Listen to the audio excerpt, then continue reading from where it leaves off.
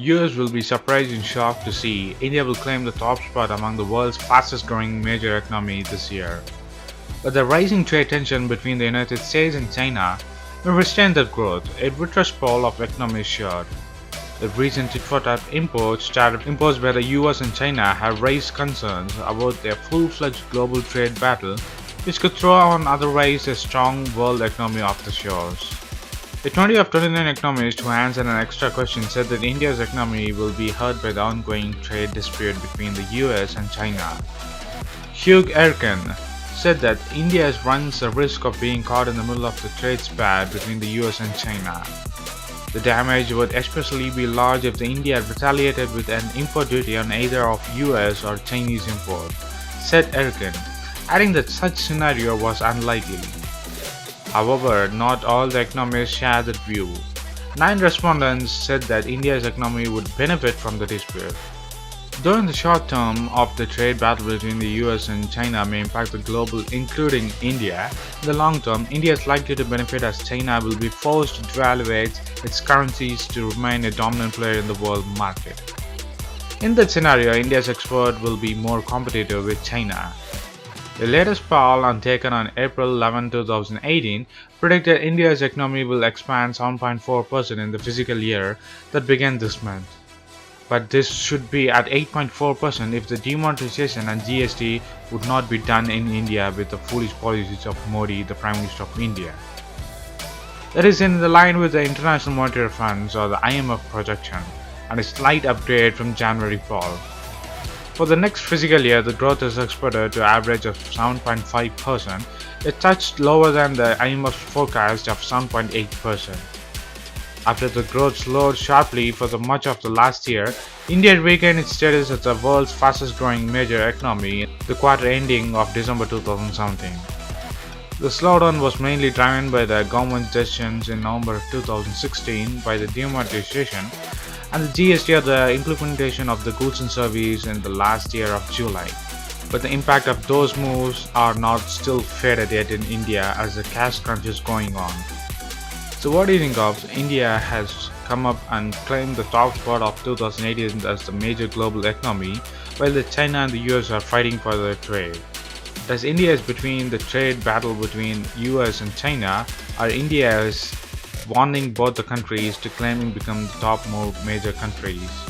While India is facing a cash crunch because of the demonetization GST of the foolish policies of Modi, will India be the next major economy in the coming years, or India will die to become the last economy in the coming years?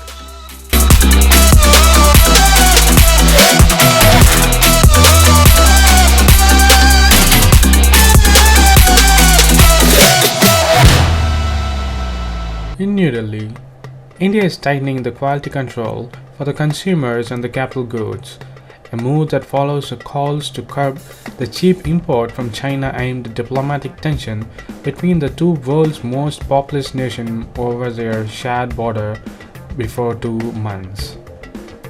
The new rules target toys, electronic goods, machineries, food processing, constructions and chemicals, sector dominated by China, and come aimed great scrutiny of the mainland firms looking to enter India's multi-billion-dollar power transmissions and telecom businesses. For India's toys retailers, who imports everything from the toy cars to the musical phones and even robots from China, the new requirements have meant supply disruptions just ahead of the Diwali festival season in India. The government's Bureau of Indian Standards, or the BIS, has approximately 23,000 standards across the industries, many of which are never fully enforced, officials says. And the government departments have been asked to carry out the labor to test and spot the inspection to ensure the goods conform to the regulations. We have started this work on a war footing to have a quality control orders for almost every product that we are consuming in the country, said Ramesh Abhishek, who is the head of the Department of Industrial Policy and Promotions. The new rules apply to both the foreign manufacturers and the domestic firms.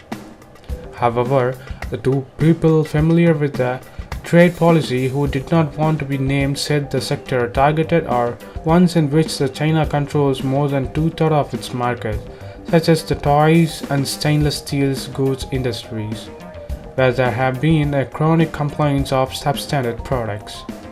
Separately, Indian Steel Secretary Aruna Sharma said her department will soon release the new guidelines, raising the quality norm for the welded steels and stainless steels pipes that are used in the oil and the gas as well as the construction sectors. There is evidence of China exporting semi-finished and finished goods using the stainless steels that do not meet the BA standards, said Sharma. India's Trade Minister did not respond to the Reuters request for the comment on new rules. China's Foreign Minister referred questions to the Commerce Ministry, which did not immediately respond to the request for the comment. Bilateral trade between India and China boomed to $71.4 billion in 2016-17, from $1.83 billion in 1999 to 2000, though most of this is skewed to Chinese exports.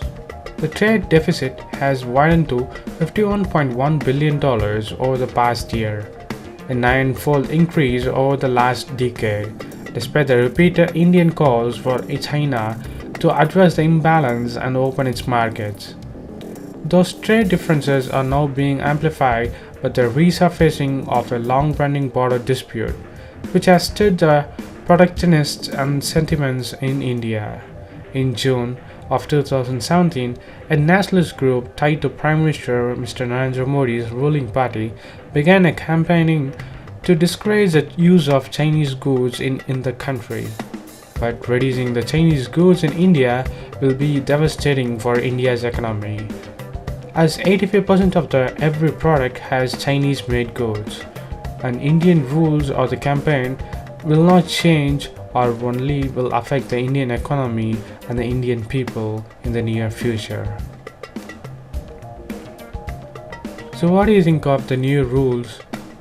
Will this disrupt India's economy, or China will gain more out of other countries and India will be lacking behind every country again and again? Middle-income countries face a unique set of fiscal challenges. Investing in physical and social infrastructure is crucial for development, stability, and financing the budget. But raising capital is not easy. Governments must fund the projects at the lowest possible cost, with limited resources, deepening domestic markets, borrowing internationally, and developing capacity to handle more complex financial instruments. The World Bank Treasury Advisory is uniquely positioned in the government debt management field because we use what we call a practitioner-to-practitioner model.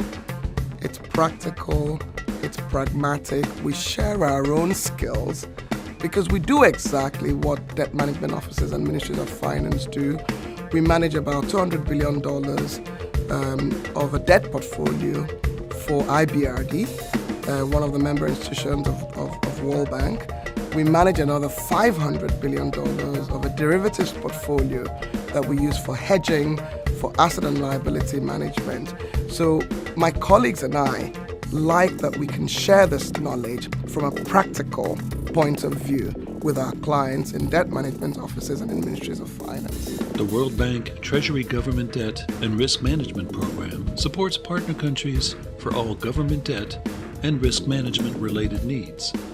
Once countries become part of the Government Debt and Risk Management Program, they receive just-in-time technical assistance from practitioner experts for all debt management needs. The GTRM program, I think, unlike many other programs, is offering programmatic support. What we value very much is that it is a learning program. So there is a constant dialogue between the partner countries, the World Bank and SECO. The program covers the full spectrum of debt management activities.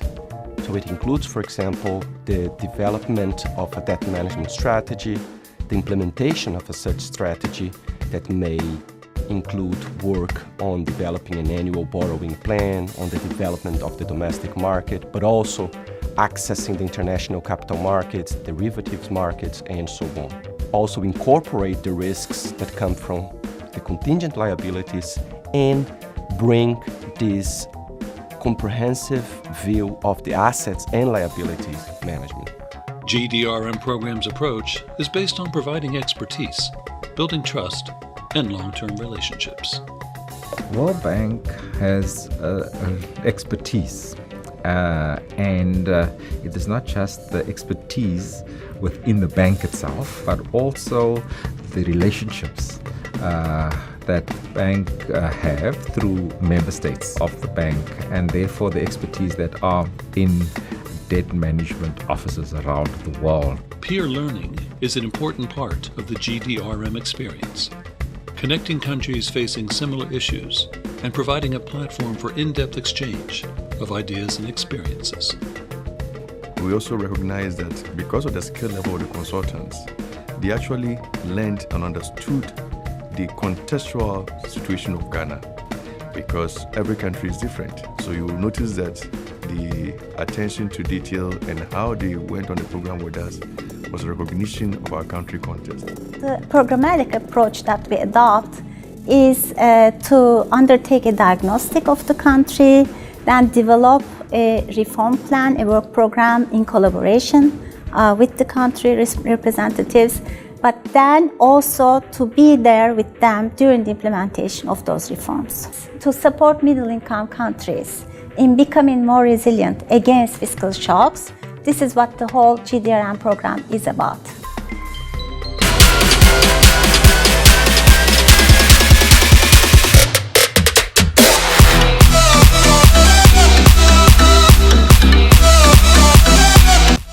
Post your comments below, and if you like this video, please give a thumbs up and follow us on social networks and subscribe to our channel. And thanks for watching. This is WC Daily. Think big, think different. Bye.